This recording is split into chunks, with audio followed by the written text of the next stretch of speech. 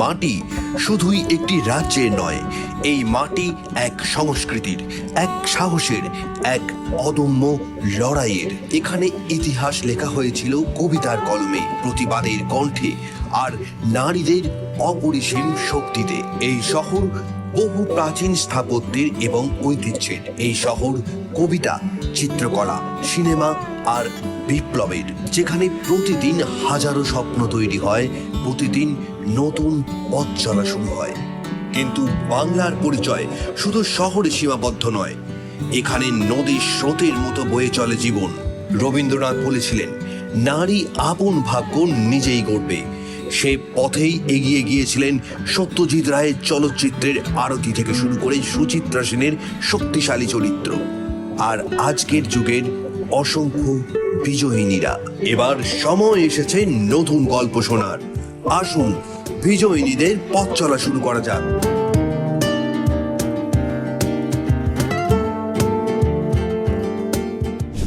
নমস্কার, দেখছেন কেটিভি বাংলা। বিজয়িনীর আরও একটি পর্ব নিয়ে আমি অনন্যা রয়েছে আপনাদের সঙ্গে।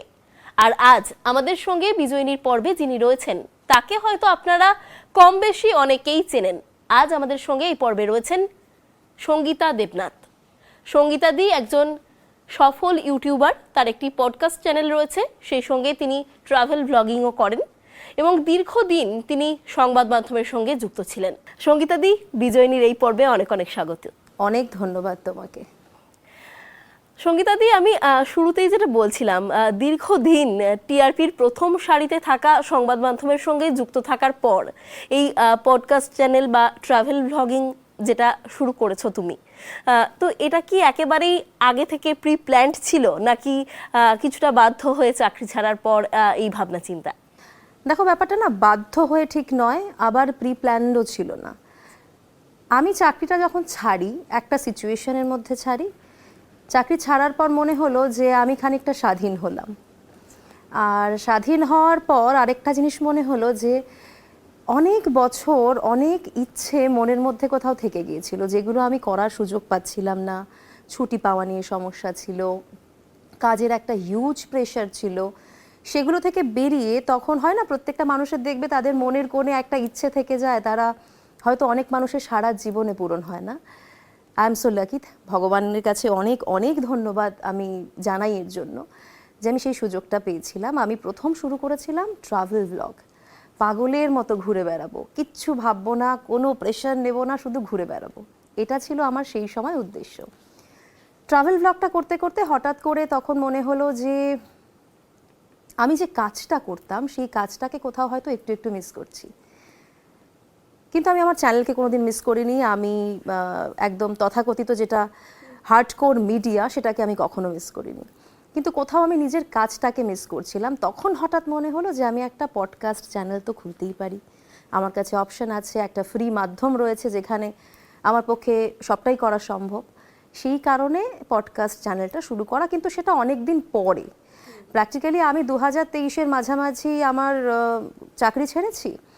কিছুদিনের মধ্যেই আমি আমার ট্রাভেলের চ্যানেল শুরু করি। তারপর চুটিয়ে ঘুরেছি, নিজের মন ভালো করেছি, যা ডিপ্রেশন ছিল সেগুলোকে দূর করেছি, করে তারপর একদম জমি একটা কাজের মধ্যে। আমরা যারা নিউজ মিডিয়াতে থাকি তারা বেশিরভাগ জনই হয়তো প্যাশনকে ফলো করে, তাদের ভালোবাসা একটা থাকে এই নিউজ মিডিয়ার প্রতি, তো সেই জায়গা থেকেই সাংবাদিকতায় আসা হয়। এবং সেই জায়গাটা যখন ছেড়ে দিলে তখন কি কোথাও গিয়ে একটু ডিপ্রেশন কাজ করেছিল? খুব সত্যি কথা বলতে, আমার কাজটা করতে করতে ডিপ্রেশন কাজ করছিল। কাজটা ছাড়ার পর আমি বুঝলাম জীবনটা ঠিক কীরকম হতে পারে একটা মানুষের, কতটা ভালো হওয়া সম্ভব। অ্যাকচুয়ালি আমি তো রানাঘাটের মেয়ে, তো রানাঘাট থেকে যখন কলকাতায় এলাম তখন একটা চোখে স্বপ্ন নিয়েই মানুষ আসে। প্রচুর রেডিও শুনতাম, জানো তো, তখন রেডিও শুনতাম। আই থিঙ্ক আমার বয়সী যারা, তাদের এফএম শোনার একটা অদ্ভুত নেশা ছিল সে সময়। তো আমি ভাবতাম যে রেডিও জকি হব, সেই কারণে এখানে চলে আসা। তখনও কিন্তু খবরের কথা ভাবিনি। তো সেই কোনো না কোনোভাবে, যেটা হয় না, ভাগ্য তোমাকে নিয়ে চলে যাবে যেটা তোমার জন্য লেখা রয়েছে, তো সেইভাবেই আমার চলে যাওয়া। একটার পর একটা চ্যানেল ক্রস করে তারপর যখন একেবারে হার্ডকোর নিউজে ঢুকে গেলাম, তখন দেখলাম যে কাজটা খুব ভালো লাগছে। মানে বর্তমান সময়ের সঙ্গে তাল মিলিয়ে চলা, একটা আলাদা প্যাশন রয়েছে, একটা আলাদা পাগলামো রয়েছে। মানে সেই পাগলামোটা না থাকলে কিন্তু এই কাজটা করা সম্ভব নয়। প্রথম প্রথম খুব ভালো লাগছিল, নো ডাউট। মানে তুমি যেহেতু আছো, তুমি নিউজের সঙ্গে সরাসরি যুক্ত, তুমি বুঝতে পারছো যে আমাদের এই কাজটার মধ্যে কিন্তু একটা অন্যই আবেগ কাজ করে। একদম। কিন্তু সেই আবেগটা কোথাও আস্তে আস্তে দেখবে মিলিয়ে যাবে যদি তোমার যারা সহকর্মী, যারা তোমার বস, আমরা যদি যেটাকে বলি বস মানে সিনিয়র, তারা যদি খুব একটা মানবিক না হয় এই প্রবলেমগুলো, তখন আস্তে আস্তে যেটা হয় মানুষের মনে হয় যে ভুল করলাম। কারণ আমি বটানি অনার্সের স্টুডেন্ট, আমি চাইলে হয়তো একটা অন্য কেরিয়ার তৈরি করতে পারতাম, সেখানে হঠাৎ করে একটা অন্য জায়গায় এসে নিজের শখ পূরণ করতে গিয়ে, নিজের প্যাশনকে ফলো করতে গিয়ে কোথাও মনে হতে শুরু করলো যে ভুল করলাম কি। কিন্তু এটা প্রথম দিকে হয়নি, জানো তো, প্রথম দিকে খুব ভালো লাগতো, মানে মনে হতো যে এই কাজটা আমার জন্যেই। দিয়ে তারপর যে এই যে একটা অসহযোগিতার পরিবেশ বা যেটা বলছিলে যে মানবিকতার অভাব যেটা তুমি দেখতে পাচ্ছিলে, সেই জন্যই কি এটা থেকে বেরিয়ে আসা? হ্যাঁ, পার্টিকুলারলি তুমি বলতে পারো যে আমি একদম এটাই কারণ বেরিয়ে আসার। সব থেকে বড় ব্যাপারটা হলো আমরা যখন কোথাও কাজ করতে যাই বা সংবাদ মাধ্যমের ক্ষেত্রে যেটা হওয়ার কথা, একটা স্বাধীনতা থাকা, এটা তো সবাই মানবে যে সংবাদ মাধ্যম স্বাধীন হবে, তাই তো? সংবাদ মাধ্যম সত্যি কথা বলবে, কোথাও কোনো ম্যানিপুলেশন থাকবে না, এটাই আমরা জানি। আমরা যখন পড়েছি ইনফ্যাক্ট যে চতুর্থ স্তম্ভ, একদম।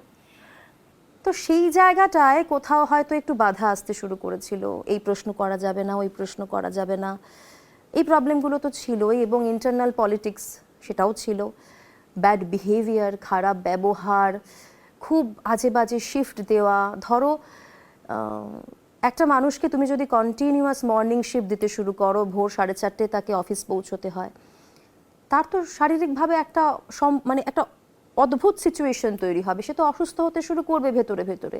এবং তার কাজটাকে সে যদি ভালো কাজ করে কখনো অ্যাপ্রিসিয়েট না করা, সারাক্ষণই তাকে কিছু না কিছু বলে যাওয়া, কোনো একটা সমস্যায় ফেলে দেওয়ার চেষ্টা করা, কোনো কিছু বুঝতে না পারলে বুঝিয়ে না দেওয়া, এরকম অনেক সমস্যা ফেস করেছি। এবং সবথেকে বড় ব্যাপার হচ্ছে একটা মেয়ে যখন মা হয় তার কিন্তু অনেক দায়িত্ব বেড়ে যায়। আমরা হয়তো প্রফেশনাল, ডেফিনেটলি আমরা প্রফেশনাল, আমাদের নিজের কাজের জগতের প্রতি একটা বড় দায়িত্ব থাকে, কিন্তু এটা তো কেউ অস্বীকার করতে পারবে না যে একজন মায়ের তার সন্তানের প্রতি দায়িত্বটাও অনেকটা বড়, তাই না?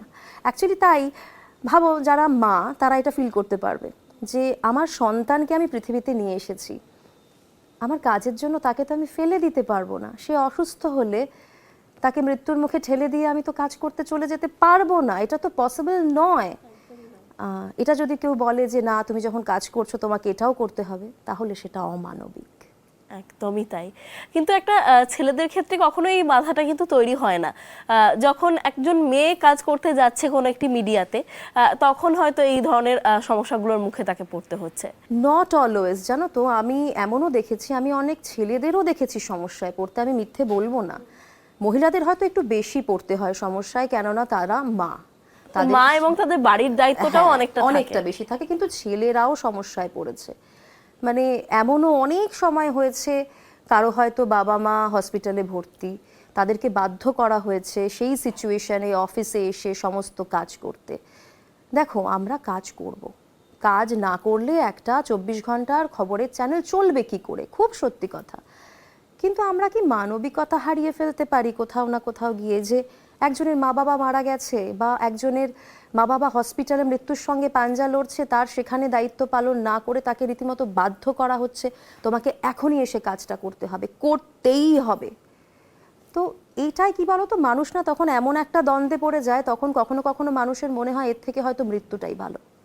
অনেক সিচুয়েশন আসে, ওয়ার্ক প্রেশার মানুষকে কোথায় ঠেলে নিয়ে যেতে পারে আমরা অনেক জায়গায় দেখেছি। আমি হয়তো লাকি যে আমি খুব সময় থাকতে বেরিয়ে আসতে পেরেছি, কিন্তু অনেকে এমন আছে যারা প্রতিদিন অ্যান্টি অ্যাংজাইটি মেডিসিন নিচ্ছে এই জগতের সঙ্গে তাল মেলানোর জন্য। এই এত কিছু ফেস করার পর কিন্তু তুমি যখন তোমার ভালোবাসার জায়গাটা ছেড়ে আসছো, তখন কি কোথাও গিয়ে একটা ভয় কাজ করেনি যে এরপর কি করব, যেহেতু কোনো কিছু প্ল্যান করা ছিল না যে এরপর কি? অ্যাকচুয়ালি দেখো, আমি বলবো আমি না মানে খুব ব্লেসড এই জায়গাটায়। মানে বাবাকে তো আমি মানি, মানে মহাদেবকে আমি মানি, বাবার আশীর্বাদ সারা জীবন আমার ওপর ছিল। আমাকে না ফিনান্সিয়ালি কখনো কোনো স্ট্রেসের মধ্যে সেই জায়গায় যেতে হয়নি, যদিও আমি যেখানে চাকরি করতাম সেখানে আমাকে ফিনান্সিয়ালি মারাত্মক এক্সপ্লয়েট করা হয়েছে। আমি যদি খুব মজা করে বলি, আমি এটা সবাইকে বলে থাকি যে আমার 9 বছর চাকরি জীবনে আমার মোটামুটি হাতে 10,000 টাকা স্যালারি বেড়েছিল। মানে মানুষ হাসবে শুনলে, কিন্তু তবুও কেন করতে পেরেছিলাম জানো তো, আমার ফিনান্সিয়াল ব্যাকআপটা ছিল। তো আমাদের নিজস্ব একটা কোম্পানি রয়েছে, সেটা তখনও ছিল ভেরিটাস অ্যাডভার্টাইজিং লিমিটেড। তো একটা ব্যাকআপ যেহেতু ছিল, আমার হাজব্যান্ড আমাকে বলল যে তুমি চলে এসো, এবার ছাড়ো, অনেক হয়েছে। কেননা এরা তোমাকে যা মানসিক প্রেশারের মধ্যে ফেলে দিচ্ছে, এরপর তুমি অসুস্থ হয়ে যাবে সম্পূর্ণভাবে। তার থেকে বেটার নিজের মতো কিছু করো। তো বেরিয়ে এলাম, এসে নিজের কাজ শুরু করলাম। অনিশ্চয়তা ডেফিনেটলি ছিল, একটা নামি জায়গায় চাকরি করা তার একটা আলাদা রেসপেক্ট রয়েছে, কিন্তু কোথাও জানো তো একটা মনে জেদ কাজ করছিল যে আমি নিজে করে দেখাবো, করা সম্ভব। যে মানুষরা মানসিকভাবে একটা অদ্ভুত নির্যাতন করেছে, দিনের পর দিন পার্সোনাল অ্যাটাক করেছে, তাদেরকেও তো কিছু দেখিয়ে দেওয়া দরকার ছিল, আর সত্যিটা সামনে আসা দরকার ছিল। আমার মনে হয় যে প্রত্যেকটা মানুষ তারা কষ্ট পায়, তারা সাফার করে, কিন্তু বলতে পারে না, বলা উচিত। বললে না এই ধরনের মানুষগুলো যারা ক্রমাগত তারা স্যাডিস্টিক প্লেজার নেয়, অ্যাকচুয়ালি কি বলো তো, আমার না নিজেকে প্রমাণও কোথাও করার ছিল। কিছু মানুষ যারা ক্রমাগত পার্সোনাল অ্যাটাক করেছে, যারা ক্রমাগত এটা বোঝানোর চেষ্টা করেছে যে না না হবে না, হবে না, কিছুতেই হবে না, একদম ঠিক করছো না, এই করছো না, তারা জানে যে ইচ্ছে করে একটা মানুষকে ছোট করা, ইচ্ছে করে একটা মানুষকে ক্রমাগতভাবে পিছিয়ে দেওয়া, তাদের মনে একটা অদ্ভুত আনন্দ দেয়। হ্যাঁ, কনফিডেন্সটা ভেঙে দেওয়া।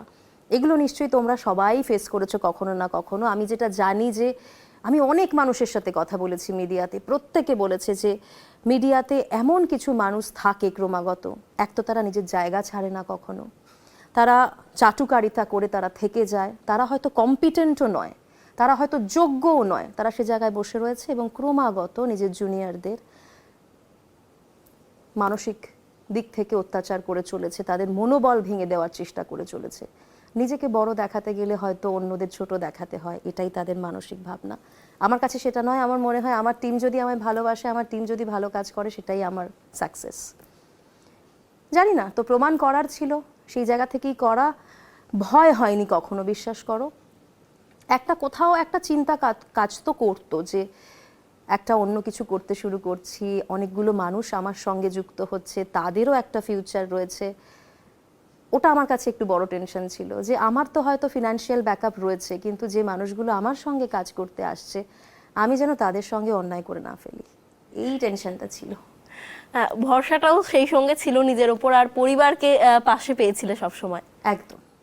আমি যখন কেরিয়ার শুরু করেছিলাম তখন খুব একটা পরিবারকে পাশে পাইনি, কেননা আমি যখন শুরু করেছিলাম 2010 সাল, তো তখন মিডিয়া নিয়ে কিন্তু মানুষের মনে খুব একটা ভয় ছিল, তখন বাড়ি থেকে খুব একটা সাপোর্ট করেনি। কিন্তু আমার হাজব্যান্ডের কথা ডেফিনেটলি বলতেই হবে এখানে, ও প্রচণ্ড সাপোর্ট করেছে। ওর বক্তব্য ছিল, আমরা খুব ভালো বন্ধু, আমরা তুই তুকারি করে কথা বলি, ওর বক্তব্য ছিল যে তুই যেটা করতে চাস নিজের মতো করে কর, দেখিয়ে দে।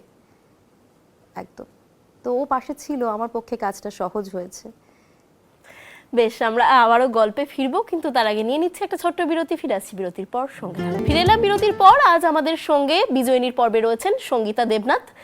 সঙ্গীতা দিয়ে আমরা আলোচনা করছিলাম যে তোমার যে কাজ তুমি করতে এতদিন ধরে সংবাদ মাধ্যমে কাজ ছেড়ে এবং নিজের স্বাধীনভাবে কাজ করার যে জার্নি, সেটা নিয়ে গল্প করছিলাম। এবার জানতে চাইবো যে ট্রাভেল ব্লগিং এবং পডকাস্ট চ্যানেল তুমি এখন শুরু করেছো, সেটা খুব সফলভাবে চলছে, আমরা দেখতে পাচ্ছি, খুব এনজয় করছি আমরা। সেটা থেকে কেমন রেসপন্স, কেমন এক্সপিরিয়েন্স? দেখো, আমি বলি ট্রাভেলের চ্যানেলটা আমার কিন্তু নিজের জন্য, মানে ওটা না নিজের হয় না, মানুষের কিছু, আমার আত্মার শান্তির জন্য আমি কিছু করি। আমার ট্রাভেল চ্যানেলটা কিন্তু মেনলি শুরু করা সেই কারণে যে আমি একটু ভালো থাকবো, আমি ঘুরে বেড়াবো, আমি ঘুরতে ভালোবাসি, পাহাড়ে পাহাড়ে বিশেষ করে ঘুরে বেড়াতে ভালোবাসি। তো ওটাই রিজন ছিল। সেটা করতে করতে আস্তে আস্তে একটা প্রফেশনাল দিক তো চলেই আসে, ভীষণ এনজয় করি ওই কাজটা আমি। মাসের মধ্যে একটা নির্দিষ্ট সময় চলে যাওয়া কোথাও ঘুরতে, ওইটা আমার নিজের সময়, মানে ওটা একটা আলাদাই প্যাশন।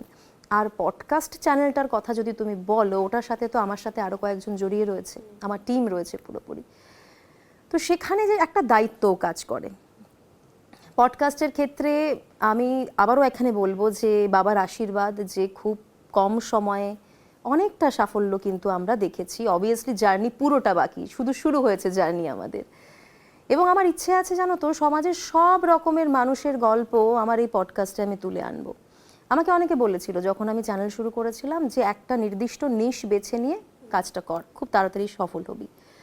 ভয় করতো তখন যে আমি তো অন্য কিছু ভাবছি, কিন্তু অন্যরা বলছে যে একটা নিশ বেছে নিতে হবে, একটা নির্দিষ্ট সাবজেক্ট বেছে নিতে হবে। কিন্তু একটু জেদ করে, খানিকটা জেদ করেই আমি সব রকম সাবজেক্ট নিয়ে পডকাস্ট করতে শুরু করি।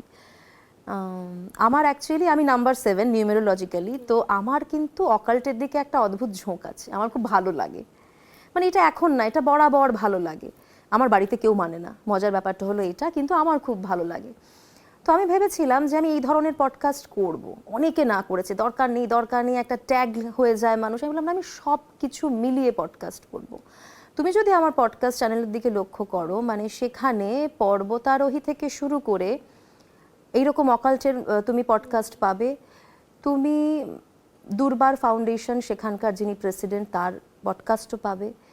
আবার তুমি যদি লক্ষ্য করে দেখো কোনো ট্রান্স ওম্যান, তুমি তার পডকাস্টও পাবে। আমার মনে হয় যে সমাজের প্রত্যেকটা স্তরের মানুষের কিছু বলার আছে, এবং প্রত্যেকেরই তো সমাজে কিছু অবদান আছে। আমরা তো ভুলে যেতে পারি না যে শুধুমাত্র একটা শ্রেণীর মানুষের সমাজে অবদান আছে। সবারই কিছু না কিছু অবদান আছে, সবার কিছু না কিছু বলার আছে যেগুলো তারা বলতে পারে না। তো আমার ইচ্ছে ছিল যে সবার মনের কথাগুলো একটু শুনবো, আমার শুনতে ভালো লাগে। হয়তো বকবক করি, এখন বকবক করছি প্রচুর বেশি, কিন্তু শুনতে খুব ভালোবাসি। তুমি যদি আমার পডকাস্ট দেখো, আমি খুব একটা বেশি কথা বলি না, আমি একটু কম কথা বলি। অনেকে লেখে আমাকে এসে যে আপনি বেশি কথা বলেন না কেন, বেশি প্রশ্ন করেন না কেন। আমার কি মনে হয় জানো তো, বেশি প্রশ্ন করতে গেলে যে কথা বলছে তার কথা বলার ফ্লোটা নষ্ট হয়ে যায়। এই কারণে আমি খুব কম প্রশ্ন করি, আমি শুনি, মন দিয়ে শুনি যে কি বলতে চাইছে। আর শুনতে শুনতে অনেক সময় এটা লক্ষ্য করেছি, মানুষের মনের অনেক কথা যেগুলো তারা ওই খুঁচিয়ে খুঁচিয়ে প্রশ্ন করলে হয়তো এড়িয়ে যান, তারা নিজে থেকেই বলেন। তো এখন এইভাবেই এগোচ্ছে আর কি জার্নিটা। একদম একদম খুব ভালো লাগছে। মানে এটা প্রতিদিন নতুন নতুন মানুষের সঙ্গে আলাপ হওয়া, ভালো ভালো মানুষের সঙ্গে পরিচয় হওয়া, ভালো লাগছে। একটা সময় না ভাবতে শুরু করেছিলাম পৃথিবীটা খুব খারাপ, এখন মনে হচ্ছে পৃথিবীটা পুরোটা খারাপ নয়। একটা সময় যখন চাকরি ছেড়েছিলেন তখন তো নিশ্চয়ই অনেকে বলেছিল যে এত ভালো চ্যানেল কেন ছেড়ে দিলি, এই সব ব্যাপারটা হ্যাঁ, শোনাই সে যায়। তো হয়। তারপর এখন তারা কি বলছে, তাদের কি রেসপন্স? অ্যাকচুয়ালি আমার ওয়েল উইশার অনেকে আছে, আমি কিন্তু আমার বন্ধু ভাগ্য মারাত্মক ভালো, মানে টাচউড, কোথায় উড, আমার বন্ধু ভাগ্য ভীষণ ভালো। আমার খুব কাছের বন্ধু বান্ধব যারা, তারা সব সময় বলেছে সঙ্গীতা অনেক হয়েছে, এবার ছাড়, নিজেকে শেষ করে ফেলছিস, আর না, এবার নিজের মতো কিছু কর। তারা ভীষণ খুশি। কিছু মানুষ তো ভয় দেখিয়েছে যে এটা ছেড়ে দিয়ে নতুন করে শুরু করা অনেক সময় লাগবে। কিন্তু যাদের ভালো চাওয়ার, না দেখবে আমাদের আশেপাশে অনেক মানুষ থাকে, তারা হয়তো খুব বেশি কিছু বলে না, কিন্তু তারা ভালো চায়, এরকম কিছু মানুষ সবার জীবনে থাকে। তো তারা তো সবসময় পাশেই থেকেছে, তারা তো সাপোর্ট দিয়েছে। এই ট্রাভেল ব্লগিং করতে গিয়ে সেরকম ভয়ঙ্কর কোনো এক্সপিরিয়েন্স হয়েছে? হ্যাঁ, সে তো হয়ই, যারা ঘুরে বেড়ায় তাদের তো খানিকটা হয়। যদি শেয়ার করো আমাদের সাথে। দু একটা শেয়ার করা বলতে, এটা আমার পডকাস্টেও আমি বলেছি, মানে খুব বেশি এক্সপিরিয়েন্স সেরকম ভয়ঙ্কর হয়নি, কিন্তু একটা দুটো এক্সপিরিয়েন্স হয়েছে। তার মধ্যে একটা আমি বলবো আজকে তোমাকে। সবাই হয়তো ভূতে বিশ্বাস করে না, দেখো আমি বিশ্বাস করি যখন ভগবান আছে তখন তার উল্টো দিকে হয়তো ভূতও আছে, আমি এটা বিশ্বাস করি, আমি মানি।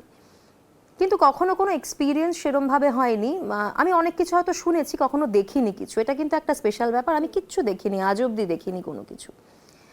পাহাড়ে নর্মালি কি হয় বলো তো, পাহাড়ে যারা বেড়াতে যায় তারা এটা জানে যে পাহাড়ে না সব কিছু ভীষণ মানে হালকা। মানে অনেক সময় দেখবে যে আমাদের যে ঋষিমুনিরা ছিলেন তারা পাহাড়ে চলে যেতেন, হিমালয়ে চলে যেতেন সাধনা করতে।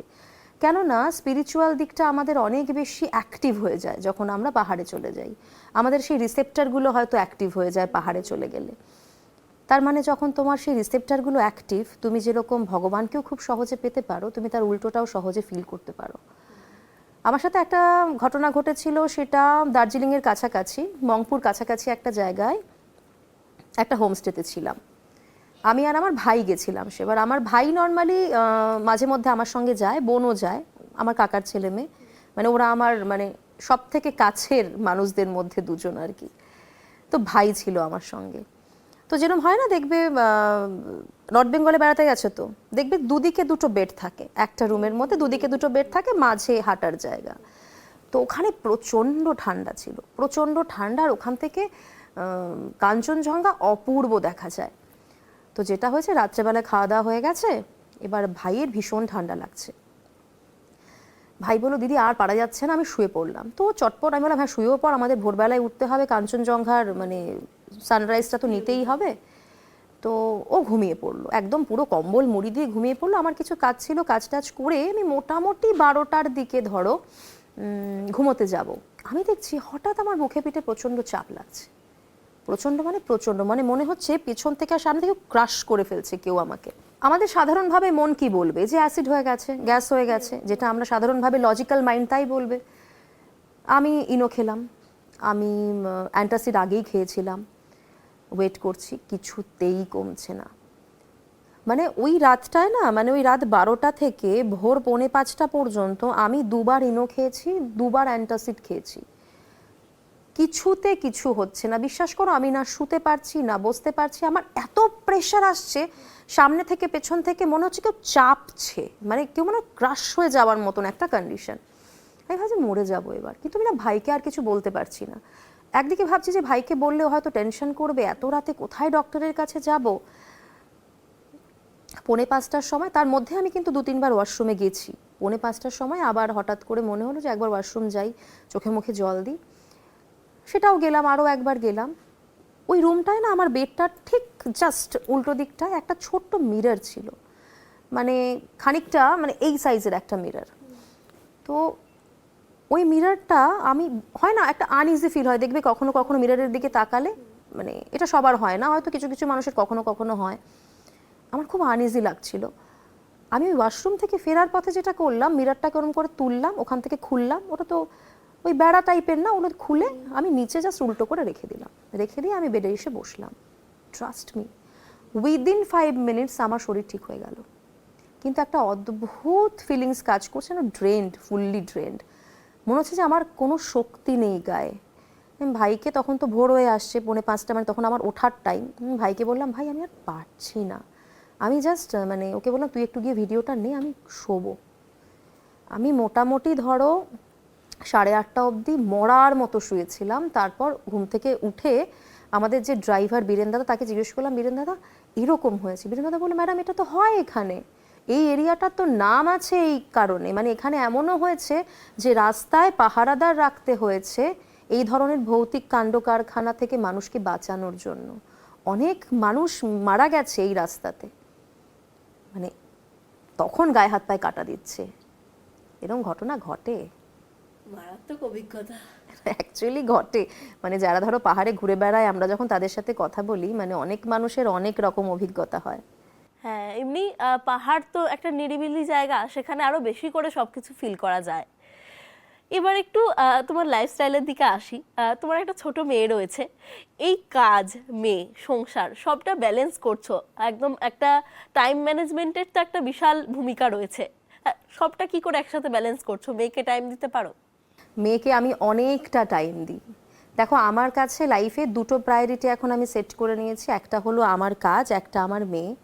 এই দুটোকে আমি কোনোটাকেই যেন বাদ দিয়ে না দিই, এটা কিন্তু আমার নিজের একটা ভাবনা, যে আমার মেয়েকে দেখতে গিয়ে আমার কাজ যেন বাদ না যায়, আমার কাজকে দেখতে গিয়ে আমার মেয়ে যেন বাদ না যায়। আমার মেয়ের এখন 7 বছর বয়স, তার কিন্তু এখন আমাকে খুব প্রয়োজন। যেটা হতো তার একদম ছোটোবেলাটায় আমি অনেক কিছু মিস করেছি, যখন আমি চাকরি করতাম আমার উপায় ছিল না, কিন্তু এখন আমি আমার মেয়ের প্রত্যেকটা স্পেশাল ওকেশনে থাকতে চাই। নিজে কাজ করলে একটা সুবিধা জানো তো, তুমি তোমার নিজের মতো শিডিউল করতে পারো, এটা একটা সুবিধা। সেটা সুবিধাই হয়তো, সেটার লাভটাই হয়তো আমি নিই। আমি চেষ্টা করি সবটা ব্যালেন্স করতে। একটা মেয়ে না, দেখো যতই সমাজ বলুক যে 50-50 পার্টনারশিপ, এটা হয় না। এটা ছেলেরাও এটা মানবে যে 50-50 পার্টনারশিপ হয় না সব সময়। আজকাল যা সমাজে চলছে না, দেখো তুমি যদি তাকিয়ে দেখো, অনেক মেয়েই কিন্তু ছেলেদের সমান সমান রোজগার করে, সংসারে ফিনান্সিয়ালি তাদের ইকুয়াল কন্ট্রিবিউশন, কিন্তু বাড়িতে মেয়েটির কাজ তুলনায় বেশি। এটা বেশিরভাগ ক্ষেত্রে দেখা যায়, আমি বলবো না ব্যতিক্রম নেই, ব্যতিক্রম ডেফিনেটলি আছে। অনেক পুরুষ মানুষরা এখন রয়েছেন, তারা একদম সমান তালে পরিবারকে সময় দেন। দৃষ্টিভঙ্গি বদলাচ্ছে আস্তে আস্তে। নিশ্চয়ই বদলাচ্ছে, কিন্তু আজও তো কোথাও না কোথাও ব্যাপারটা না ওই 10 আর 90, যদি তুমি রেশিওটা দায়িত্বটা দেখো, কোথাও গিয়ে যেন মেয়েদেরই একটা। হ্যাঁ অনেকটা বেশি। অ্যাকচুয়ালি ছোটবেলা থেকে শেখানো হয় তো, তুমি দেখবে আমাদের আমরা মায়েরাও মায়েদেরকে দেখে বড় হয়েছি। মায়েরা শেখায়ও যে বাবা তুমি কিন্তু মেয়ে মানুষ, তোমাকে কিন্তু সংসারটা শিখতে তোমারই। হবে, একদম। তো ছোটবেলা থেকে এই ভাবনা চিন্তাগুলো শিখিয়ে দেওয়া হয় বলে না আরো আমাদের কোথাও একটা মনে বোঝা কাজ করে যে আমাদের হয়তো এটাই করতে হবে, এটাই হয়তো করার জন্য আমরা জন্মেছি। তো এটা মাইন্ডসেট, মানে জেনেটিক্যালি ঢুকে গেছে আমাদের মধ্যে। এবার আস্তে আস্তে একটু চেঞ্জ হচ্ছে, অনেক পুরুষ মানুষও এগিয়ে আসছেন। যেমন ধরো আমি সব সময় আমার হাজবেন্ডের কথা বলি, আমার বাবার কথাও বলি। আমার বাবাকে আমি সারা জীবন দেখেছি নিজের কাজ নিজে করতে, সবাই সেটা আবার পারে না, কিন্তু করা উচিত, জানো তো। মানে আমি আমার মেয়েকে যেমন শেখাই, আমার ভাই আমার থেকে, কাকা ছেলে আমার থেকে খুব ছোট, ও কিন্তু নিজের সব কাজ নিজে করে। কেননা ও এটা ফিল করে, ও দেখেছে বাড়িতে যে জেঠু সব কাজ নিজে করতো, তো ওটা দেখে ও শিখেছে। তো আমাদের না নিজেদেরকেই এক্সাম্পল সেট করতে হবে। শুধুমাত্র মায়ের রেসপন্সিবিলিটি নয়, এটা বাবারও রেসপন্সিবিলিটি, যে নিজের কাজ দিয়ে নিজের সন্তানকে বোঝানো যে এইভাবে চললে ব্যালেন্স হবে সব কিছু ঠিক করে। আমরা অনুষ্ঠানের একদম শেষ পর্বে এসে পৌঁছেছি। আজকের দিনে দাঁড়িয়ে যে সমস্ত মেয়েরা তাদের স্বপ্ন ছোঁয়ার জন্য লড়াই করছে, তাদের লক্ষ্যে পৌঁছানোর জন্য লড়াই করছে, তাদের জন্য তোমার তরফ থেকে কি বার্তা থাকবে? আমি প্রথমেই তাদেরকে একটাই কথা বলবো, কম্প্রোমাইজ করো না। যেটা করতে চাও সেটা তুমি করতে পারবে। ভগবান জানো তো সবার জন্য সবটা রেখেছে। একটা মানুষ যদি চায়, বিশেষ করে মেয়েরা যদি চায় সে কিছু করবে, অবশ্যই করতে পারবে। আর চোখের সামনে যখন দেখবে কোনো অন্যায় হচ্ছে, তখন একদম শান্ত গলায় বলো এটা ভুল। নাটাকে না, হ্যাঁটাকে হ্যাঁ, খুব সহজে বলা শুরু করো। অন্যায় দেখলে প্রতিবাদ করা শুরু করো, দেখবে ঠিক ঠিক সহজভাবে নিজের লক্ষ্যে পৌঁছে যাবে। আর অবশ্যই পরিশ্রমের কিন্তু কোনো বিকল্প হয় না। অনেক ধন্যবাদ সঙ্গীতা দি আমাদের এতটা সময় দেওয়ার জন্য। থ্যাংক ইউ সো মাচ, ভীষণ ভালো সময় কাটলো, থ্যাংক ইউ। একদম। হ্যাঁ, যেমনটা সঙ্গীতা দি আমাদের এতক্ষণ বললেন তার জীবনের ওঠা পড়ার গল্প, তেমনটাই যদি আমরাও শুধু পরিশ্রম করে নিজেদের লক্ষ্যে স্থির থেকে এগিয়ে যেতে পারি, তাহলে নিশ্চয়ই একদিন স্বপ্নকে ছোঁয়া হয়তো সম্ভব হবে। আজকের মতো বিজয়িনীর অনুষ্ঠান এই পর্যন্তই। সঙ্গে থাকুন, দেখতে থাকুন কেটিভি বাংলা। নমস্কার।